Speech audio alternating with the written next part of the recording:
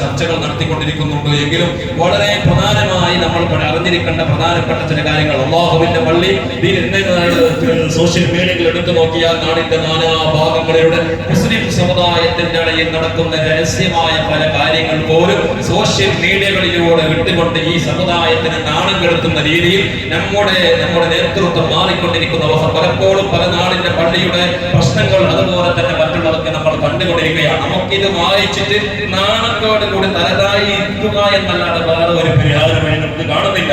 ഇങ്ങനെ സമൂഹത്തിലൂടെ വളർന്നുകൊണ്ടിരിക്കുന്ന എന്താണ് ഇതിന്റെയൊക്കെ പിന്നിലുള്ള രഹസ്യം, എന്താണ് ഇങ്ങനെ വരാൻ കാരണമെന്ന് വളരെ ഗൗരവത്തോടെ മനസ്സിലാക്കണം. ഈ ആളുകളോട് പറയുന്നു നിങ്ങൾ ഇതിനെ മറ്റുള്ള ആളുകളിലേക്ക് സന്ദേശം എത്തിക്കുകയും, കാരണം ഈ നമ്മുടെ ജനറൽബോഡി എന്ന് പറയുമ്പോൾ അധികം ആളുകളും അതിനെ ഞാൻ 2-3-4 കൊല്ലമായി ഞാനിവിടെ വീക്ഷിക്കുകയാണ്. അധികം ആളുകളും പല ആളുകൾ വെള്ളിയാഴ്ച ജുമാ കഴിഞ്ഞപ്പോൾ ഓടുകയാണ്. എന്തിന് ജനറൽ ബോഡി എന്ന് പറയുമ്പോൾ ഓടുന്നൊരു സമുദായം, നല്ല ദീനി ബോധമുള്ള ധാർമ്മികതയുള്ള ഇസ്ലാമിക ചുറ്റുപാടിലൂടെ ജീവിക്കുന്ന നല്ല നല്ല മാന്യന്മാരായ ആളുകളൊക്കെ ഇത് വിട്ടെറിഞ്ഞുകൊണ്ട് എനിക്കിത് വേണ്ട എന്ന് വിചാരിച്ചുകൊണ്ട് ഓടുകയാണ്. അങ്ങനെ ഓടിയാൽ നിങ്ങൾ രക്ഷപ്പെടുമോ? നിങ്ങൾക്ക് ഇതിന്റെ ഉത്തരവാദിത്വം വീടുമോ? ഇതൊക്കെ മനസ്സിലാക്കേണ്ട വിഷയമാണ്. അല്ലാഹുവിന്റെ പള്ളി പരിപാലിക്കേണ്ടത് എന്തിനാണ്? ഒരു കമ്മിറ്റി നമ്മുടെ നാട്ടിലൊക്കെ നമ്മുടെ ഈ നാട്ടിലൊക്കെ ഉള്ളതായിരിക്കുന്ന ഒരു പതിവാണ് ഒരു കമ്മിറ്റി. എന്തിനാണ് ഒരു കമ്മിറ്റി എന്നുള്ളത്?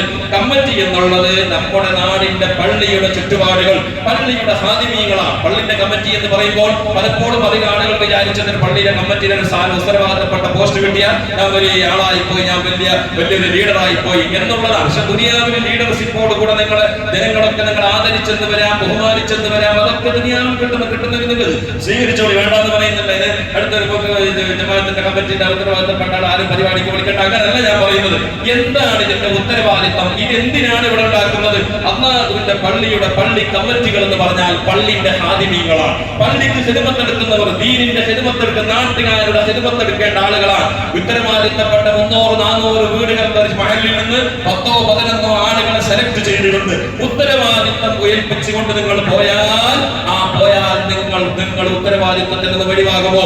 ഈ 2 കാര്യം ഇവിടെ മനസ്സിലാക്കണം. ഉത്തരവാദിത്തം ഏറ്റെടുക്കുന്നവർ എങ്ങനെയുള്ളവരായിരിക്കണം, അതുപോലെ തന്നെ ഉത്തരവാദിത്തം ഏൽപ്പിക്കുന്നത് ആരെയായിരിക്കണം, ഇതും മനസ്സിലാക്കണം. നാട്ടുകാരായ നല്ലവരായ രക്ഷിതാക്കളോട്, ഈ ധാർമ്മിക ബോധമുള്ള ആളുകളോട്, പ്രായമുള്ള ഒരുപാട് രക്ഷിതാക്കളുണ്ട്, നാടിന്റെ ദീനിന്റെ അനുഭവങ്ങളുമായിട്ട് പരിചയമുള്ള ആളുകൾ. നിങ്ങളോടൊക്കെ പറയുന്നു ഈ ഉത്തരവാദിത്വം നിങ്ങൾ ആരെ ഏൽപ്പിക്കണം? ഞാൻ ചോദിക്കട്ടെ, നമ്മുടെ വീടിന്റെ ഒരു കച്ചവടത്തിന്റെ കാര്യം നമ്മൾ ഏൽപ്പിക്കുമ്പോൾ അതിന്റെ അവന്റെ ചുറ്റുപാട്, അവന്റെ ബാക്ക്ഗ്രൗണ്ട് മുഴുവൻ നമ്മൾ പഠിക്കൂലേ? ഒരു നമ്മുടെ കച്ചവടത്തിലേക്ക് ഒരാളെ പാർട്ട്ണർഷിപ്പ് ആക്കുകയാണെങ്കിൽ, അല്ലെങ്കിൽ നമ്മുടെ കമ്പനിയിലേക്ക് ഒരാളെ ജോലിക്ക് എടുക്കുകയാണെങ്കിൽ, നമ്മുടെ ഒരു കാര്യം ഏൽപ്പിക്കുകയാണെങ്കിൽ, നമ്മുടെ വീടിന്റെ മേൽനോട്ടം നടത്താൻ, കച്ചവടത്തിന്റെ മേൽനോട്ടം നടത്താൻ ഒരാളെ നമ്മൾ ഏൽപ്പിക്കുകയാണെങ്കിൽ അവന്റെ ഫുൾ ബാക്ക്ഗ്രൗണ്ടുകൾ പഠിച്ച് അവന്റെ മേഖലകളൊക്കെ അറിഞ്ഞതിന് ശേഷമേ നമ്മൾ വിശ്വസിക്കുകയുള്ളൂ. എന്നാൽ ഇതുപോലെ ഉത്തരവാദിത്വം, നമ്മുടെ നാടിന്റെ ഉത്തരവാദിത്വം ഏൽപ്പിക്കുക എന്ന് പറഞ്ഞാൽ, ഒരു കമ്മിറ്റി ഭാരമായി എന്ന് പറഞ്ഞാൽ എന്താ വിചാരിച്ചത്? വളരെ ഗൗരവത്തോടെ മനസ്സിലാക്കണം.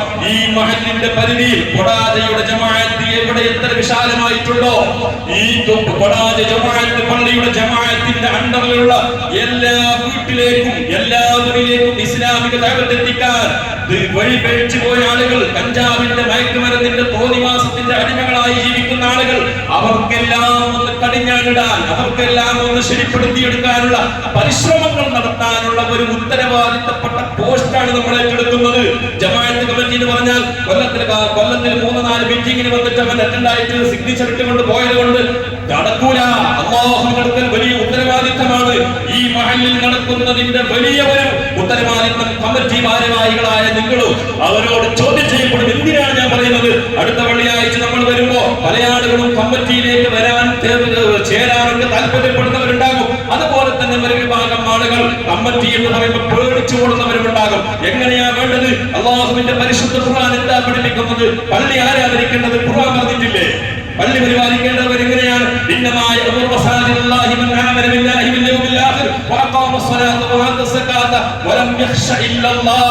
പരിശുദ്ധ ഖുർആനിന്റെ സൂറത്ത് തൗബയിലുള്ള ആയത്താണ്. നിങ്ങൾ വേണമെങ്കിൽ അതിന്റെ കന്നഡത്തിലുള്ള ട്രാൻസ്ലേഷൻ എടുത്ത് നോക്ക്, അതിന്റെ ശരിയായ മീനിംഗ് നിങ്ങൾക്ക് കിട്ടാം. എന്താണ് അല്ലാഹു പറയുന്നത്? പള്ളി പരിപാലിക്കേണ്ടത് ആരാണ്? ഒന്നാമത്തെ കണ്ടീഷൻ അവനുണ്ടാകേണ്ടത് അല്ലാഹുവിൽ അചഞ്ചലമായ വിശ്വാസം ഉണ്ടാകണം. അല്ലാഹുവിൽ 100% വിശ്വാസം ഉണ്ടായിരിക്കണം. ദൈവനിഷേധിയായ ആളുകളോ അല്ലാഹുവിന്റെ ഖദറത്തായി വിശ്വാസമില്ലാത്ത ആളുകളോ ആകരുത്.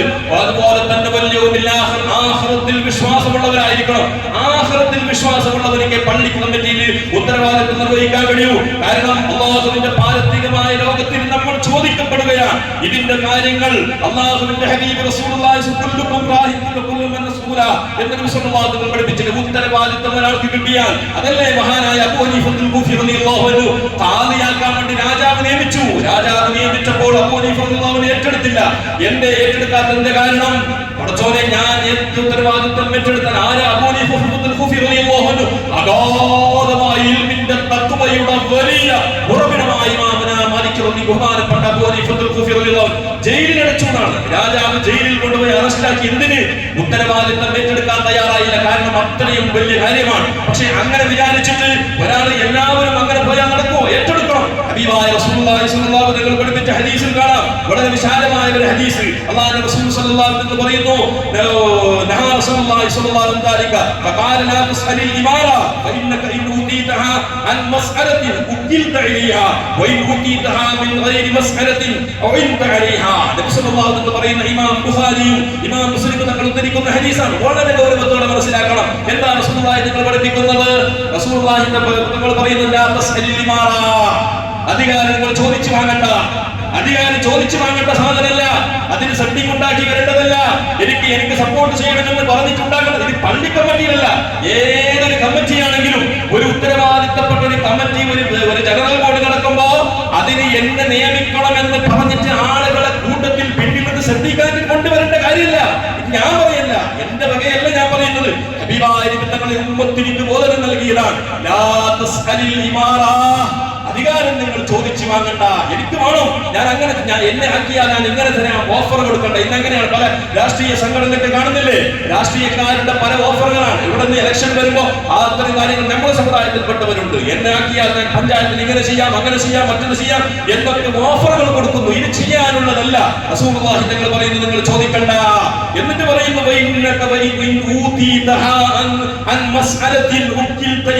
എന്നൊരാൾ ചോദിച്ചിട്ട് വാങ്ങിയാൽ എന്താകും അറിയോ? പല ആളുകളും പകുതിയിൽ നിന്ന് വിട്ടിട്ട് വലിച്ചെറിഞ്ഞ് പോണ്ടി വരുന്നില്ലേ? ജനങ്ങൾ മുഴുവൻ അവർക്ക് എതിരാകുന്നില്ലേ? എന്തേ കാരണം അറിയോ? എന്തേ കാരണം? ഇതൊന്നും അവന്റെ പവർ ഇല്ലാഞ്ഞിട്ടല്ല, അവന്റെ കയ്യിൽ പൈസ ഇല്ലാഞ്ഞിട്ടല്ല. ലളിതങ്ങൾ പരിഹാരം പറഞ്ഞു തന്നിട്ടുണ്ട്. ഇനി ഒരാൾ അധികാരം ചോദിച്ചിട്ട് വാങ്ങിയാൽ എന്താവും?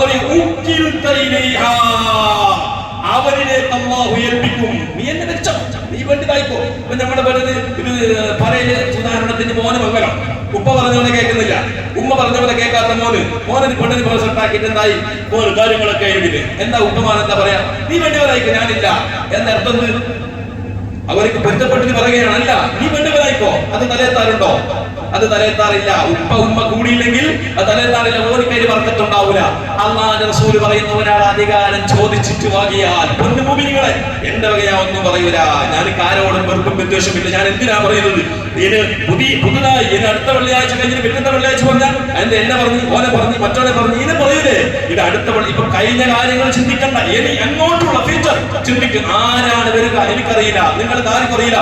അള്ളാഹുവിന്റെ ഖദാഇൽ ഒരാൾ തീരുമാനിച്ചിട്ടുണ്ടാവും, അവരെ വരികയുള്ളൂ. നമ്മൾ തുള്ളിയിട്ടൊന്നും കാര്യമില്ല. അള്ളാഹു എന്താ ലഭിച്ചത് അത് നടക്കുകയുള്ളൂ. പൊന്നാര മുഅ്മിനീങ്ങൾ, അത്തരം ആളുകളോട് വളരെ താക്കീതോടുകൂടെ പറയുന്നു, അധികാരം ചോദിച്ചിട്ട് വാങ്ങണ്ട. ചോദിച്ചാൽ അള്ളാഹു നിന്റെ തലക്കിട്ട് തരും, നിന്റെ തലയിലിട്ട് തരും. തീരാത്ത പ്രശ്നം. ആടെ പോയാൽ ഓനനുസരിക്കുന്നില്ല, ഇവിടെ പോയാൽ ഓനനുസരിക്കുന്നില്ല, ഒരു കാര്യം നടക്കുന്നില്ല. അവസാനം ചിന്തിക്കാണ്, പടച്ചവനെ ഒന്ന് കൊല്ലം പൂർത്തിയായിട്ട് കിട്ടിയാൽ മതി. ഇനി അങ്ങനെ ഇല്ലെങ്കിൽ വലിച്ചെറിഞ്ഞിട്ട് പോണ്ടി വരും. എന്തേ കാരണം? ഇതാണ് നിമിത്തങ്ങൾ പറയുന്നത്. അധികാരം ചോദിച്ചിട്ട് വാങ്ങണ്ട. നിന്നെ തേടിയിട്ട് വരുന്നൊരു സമയം ഉണ്ടാവും. അന്ന് തേടിയിട്ട് വന്നാൽ അല്ലാഹുവിന്റെ റസൂൽ പറയുന്നു, നീ ചോദിക്കാതെയാണ്. നാട്ടുകാർ മൊത്തം പറയുന്നു നീ ഏറ്റെടുക്കണം. എല്ലാവരും കൂടി പറയുന്നു നീയാണ് അതിന് അർഹൻ. നാട്ടുകാരുടെ ബഹുഭൂരിപക്ഷം ആളുകൾ പറയുന്നു നീ അതിന് അർഹതപ്പെട്ടാൽ എന്ന് പറഞ്ഞിട്ട് തൃപ്തിപ്പെട്ടിട്ട് ഒരാൾ ഏൽപ്പിച്ചു. നിർവാഹമില്ല. ആ സമയത്ത് നിമിത്തങ്ങൾ പറയുന്നു നീ അതിനെ വലിച്ചെറിയാനും പാടില്ല, നീ അതിനെ അറിയാൻ പാടില്ല. എന്നിട്ട് റസൂലുള്ളാഹി തങ്ങൾ പറയുന്നു, അങ്ങനെ നിനക്ക് ഒരാൾ നാട്ടുകാരൻ നിന്നെ ആഗ്രഹിക്കാതെ നീ ചോദിക്കാതെ നിന്റെ കയ്യിലേക്ക് നിന്റെ അധികാരം വന്നാൽ അള്ളാഹുവിന്റെ സഹായമുണ്ടാകും, റബ്ബിന്റെ സഹായമുണ്ടാകും. അള്ളാഹുവിന്റെ പള്ളിക്ക് ഖിദ്മത്ത് ചെയ്യുക എന്ന് പറഞ്ഞാൽ ചില്ലറ വിഷയമല്ല. റബ്ബിന്റെ പള്ളിക്ക് വേണ്ടി, അള്ളാഹുവിന്റെ പള്ളിക്ക് വേണ്ടി ആര് കമ്മിറ്റിയുടെ മെമ്പർ ആകുന്നെങ്കിലും അവൻ ആത്മാർത്ഥമായി ചിന്തിക്കണം, എനിക്കത് ഉത്തരവാദിത്വം ഏറ്റെടുക്കാൻ കഴിയോ? അവൻ പറയുന്നു, ഇവൻ പറയുന്നു, മറ്റൊന്ന് പറയുന്നു എന്ന് പറഞ്ഞിട്ട് അള്ളാഹുവിന്റെ പള്ളിയുടെ ഖാദിമാണ് നീ. അതാണ് ഖുർആൻ പറയുന്നത്. നീ എന്താക്കണം?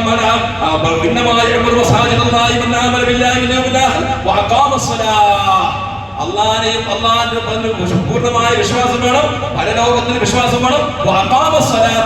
നിസ്കാരം കൃത്യമായി നിർവഹിക്കുന്നവരാകണം. പള്ളി കമ്മിറ്റിയിൽ കൂടി കൊല്ലത്തിന് വെള്ളിയാഴ്ച പള്ളി, കൊല്ലത്തിന് പെരുന്നാക്കോ, ആഴ്ചയിൽ വെള്ളിയാഴ്ച പള്ളിക്ക് വരുന്നതിന് പള്ളി വരുവാനും പറ്റില്ല. ഇത് നിങ്ങൾക്കുള്ള വിഷയമല്ല, ഖുർആൻ ലോകത്തോട് പറയുന്ന കാര്യമാണ്. അള്ളാഹുവിന്റെ പള്ളി പരിപാലിക്കേണ്ടത് കൃത്യമായി ജമാഅത്തിന് തന്നെ വരണം. ഈ ആയത്തിൽ വ്യാഖ്യാനിച്ചുകൊണ്ട് മഹാന്മാരായ പണ്ഡിതന്മാർ പറയുന്നു, ആ പള്ളിയിൽ തന്നെ ജമാഅത്തിന് പോകണമെന്ന് പറയുന്നവരുണ്ട്. അങ്ങനെ അല്ലെങ്കിൽ എവിടെയാണെങ്കിലും അവൻ ജമാഅത്ത് നിസ്കാരം കൃത്യമായി നിർവഹിക്കുന്നവനാകണം. പള്ളി പരിപാലിക്കേണ്ടത്. എന്താ അള്ളാഹുവിന്റെ കണ്ടീഷനല്ലേ, റബ്ബല്ലേ നമ്മൾ ശ്രദ്ധിച്ചത്. ആ റബ്ബ് പറയുന്നു, എന്റെ പള്ളി പരിപാലിക്കണമെങ്കിൽ അള്ളാന്റെ വീടാണിത്, സാധാരണയല്ല. അതല്ലേ ഉമർ ഫാറൂഖ് തങ്ങളുടെ കാലത്ത് ഒരു പെണ്ണിനോട് ഒരാൾ പറഞ്ഞു, എന്റെ അധികാരത്തിൽ, ഉമർ ഖത്താബിന്റെ അധികാരത്തിൽ നിന്ന് പുറത്തേക്ക് രാത്രിക്ക് രാത്രി പുറത്തേക്ക് പോകണം, പുറത്തേക്ക് പോയില്ലെങ്കിൽ 3 തലാഖ് സംഭവിക്കും. ഉമർ ഖത്താബ് റളിയല്ലാഹുവിന്റെ കാലത്താണ് അങ്ങനെ ബഹുമാനപ്പെട്ട ഉമർ ഫാറൂഖ് തങ്ങളുടെ അടുക്കലേക്ക് എത്തി.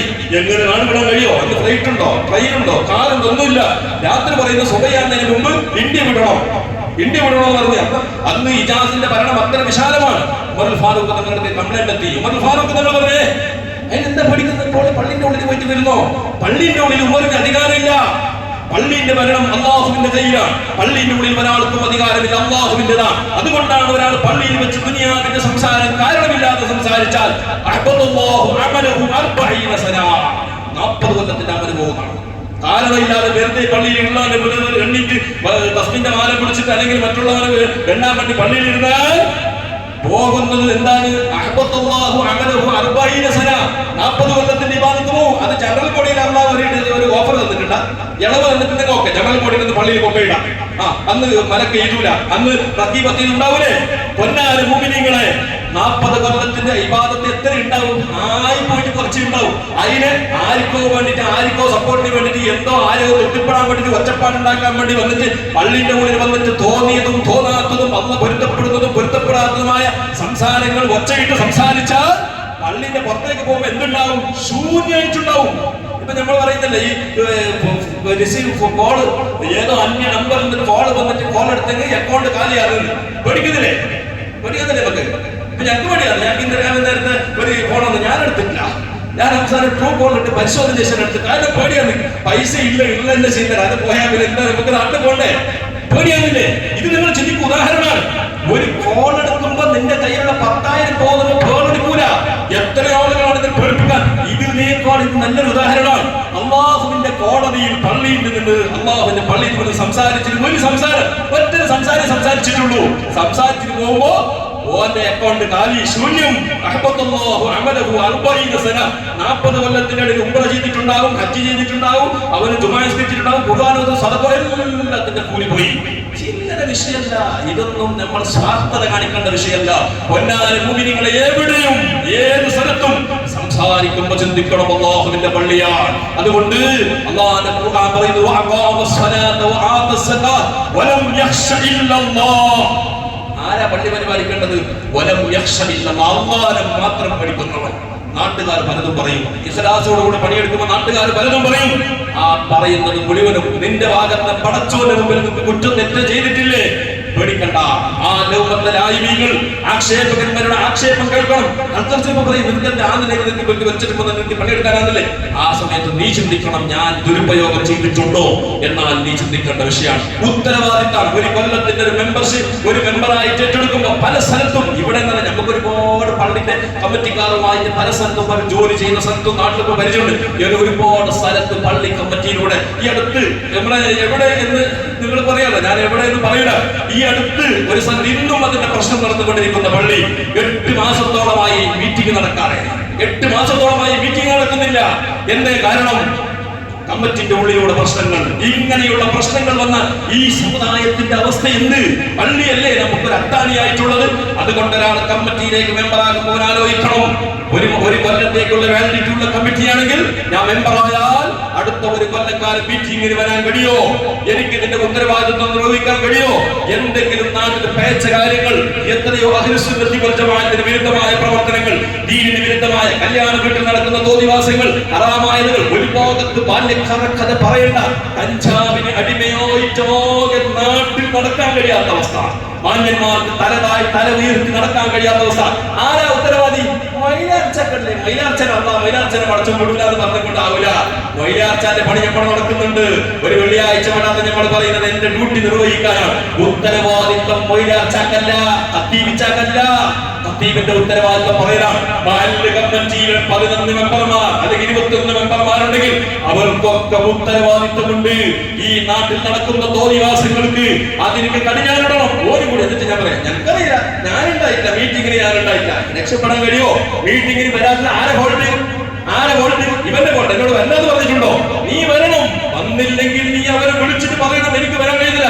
എന്താ തീരുമാനം? ജനുവരി 3-ാം തീയതി മീറ്റിംഗ് ആയിട്ടുണ്ട്. ശരി, ആ മീറ്റിംഗിൽ എന്ത് തീരുമാനമായി നീ അറിയണം. എനിക്കൊന്നും അറിയില്ല. നീ അങ്ങനെ എടുത്ത് നോക്കുമ്പോ മീറ്റിംഗിൽ എന്തോ തീരുമാനം എനിക്കറിയില്ല. ഇങ്ങനെയൊന്നും പറയുന്ന ആളുകളൊന്നും കമ്മിറ്റിക്ക് പറ്റില്ല. കമ്മിറ്റിയിലേക്ക് നല്ല ആർജവമുള്ള, ഊർജവുമുള്ള, ഈമാനീയ ബോധമുള്ള, തഖ്വയുള്ള, ഒന്നാമത് പഠിക്കേണ്ട നാട്ടുകാർ എന്ത് പറഞ്ഞോട്ടെ, അതല്ല വിഷയം. അല്ലാഹുവിന്റെ അടുക്കൽ ഞാൻ ക്ലിയർ ആണോ? അതാണ് നമ്മൾ ആത്മാവിലേക്ക് ഒരു സമാധാനമാണ്. ആത്മാവിലേക്ക് ഒരു സമാധാനം നമുക്ക് കിട്ടണം. ഞാൻ അല്ലാഹുവിന്റെ ദീനാണ് ചെയ്തത്. അതുകൊണ്ട് ഇത്തരം ഉത്തരവാദിത്ത കാര്യങ്ങളൊക്കെ ഏറ്റെടുത്തുകൊണ്ട് നല്ല നിലക്ക് ഇൻഷാ അല്ലാഹ്. അതുപോലെ തന്നെ ഈ കൂടിയിരിക്കുന്ന നിങ്ങളോട് പറയുന്നു, അത് പലപ്പോഴും ഈ ഭയന്നിറക്കും നിങ്ങൾ വിചാരിക്കും അതിന് ഭയത്തിന് പോയിട്ട് മാസം വന്നൊരു പ്രശ്നമാക്കുന്ന ഞങ്ങൾ ബൊബയിടുന്ന ഞങ്ങൾ അതൊന്നുമല്ല. ഞങ്ങൾ കൂടുതലേ ഇല്ല. എന്നാൽ എന്റെ മുമ്പിൽ നിങ്ങളോടൊരു കാര്യം പറയുന്നു. ഈ നാടിന്റെ മഹലിന്റെ ഉത്തരവാദിത്ത കമ്മിറ്റി ഒരാളെ ഏൽപ്പിക്കുമ്പോൾ നാട്ടുകാർക്ക് മുഴുവനും ബാധ്യതയുണ്ട്. എല്ലാവർക്കും അനർഹരിലേക്ക് ഒരാൾ അധികാരം ഏൽപ്പിച്ചു. ആരാ ഉത്തരവാദി? ഈ നാട്ടില് അടുത്ത വെള്ളിയാഴ്ച ഈ ജമാഅത്തിന്റെ കാതലായിട്ട് ഈ ജമാഅത്തിന്റെ ആളുകൾ ആരോഗ്യത്തോടുകൂടെ നാട്ടിലുള്ള ജുമാഅക്ക് കൂടി എല്ലാവരും ഉത്തരവാദിയാണ്. പിന്നെ ഒന്നാമത്തെ ഞങ്ങൾക്കറിയില്ല ഒരാളെ കൊണ്ട് ഏൽപ്പിക്കണ്ട. അതല്ല, നിങ്ങൾക്ക് ഉത്തരവാദിത്തമുണ്ട്. അഭിപ്രായം പറയാനുള്ള സ്വാതന്ത്ര്യം നിങ്ങൾക്കുണ്ട്.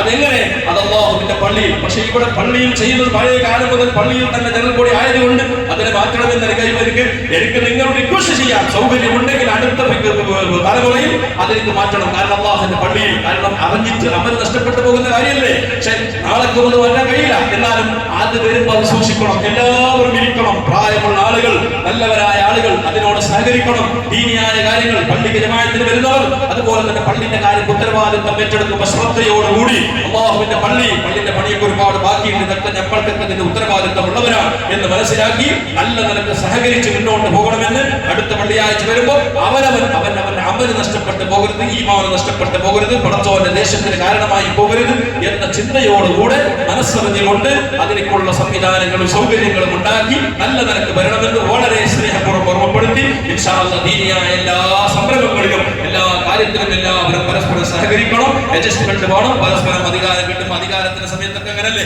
അധികാരം കിട്ടിയപ്പോൾ ഏറ്റവും റസൂലുള്ളാഹി തങ്ങൾ പറഞ്ഞ സയ്യിദുൽ ഖൗമി ഖാദിമുൻ എന്നാണ്. ഒരു സയ്യിദ് ഒരു നാടിന്റെ നേതാവ് ഒരു ഖാദിം എന്നാണ്. ഖാദിം എന്ന് പറഞ്ഞാൽ എങ്ങനെ? ഉസ്താദന്മാർ തങ്ങന്മാർ ഖാദിമാണല്ലേ. ഉസ്താദന്മാരൊക്കെ വരുമ്പോൾ ഉസ്താദന്മാർ വേണ്ടത് ഖാദിം ഉണ്ടാവും. ഖാദിം വെച്ച് ഒപ്പനെ പോലും എടുത്തു വെക്കും അല്ലെ. ഉസ്താദന്മാർ വരുമ്പോൾ കാറിന്റെ ഡോർ തുറന്നു എല്ലോ പണിയെടുത്ത ഖാദിം എന്ന് പറഞ്ഞാൽ അങ്ങനല്ലേ.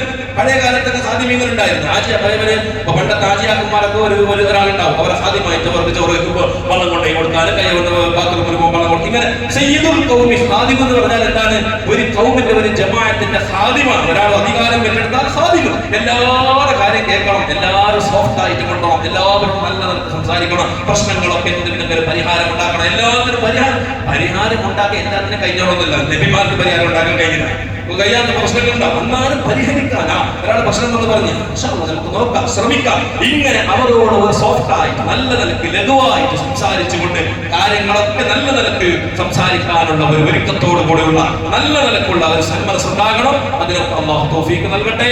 അല്ലാഹു ഖൈർ പ്രദാനം ചെയ്യട്ടെ.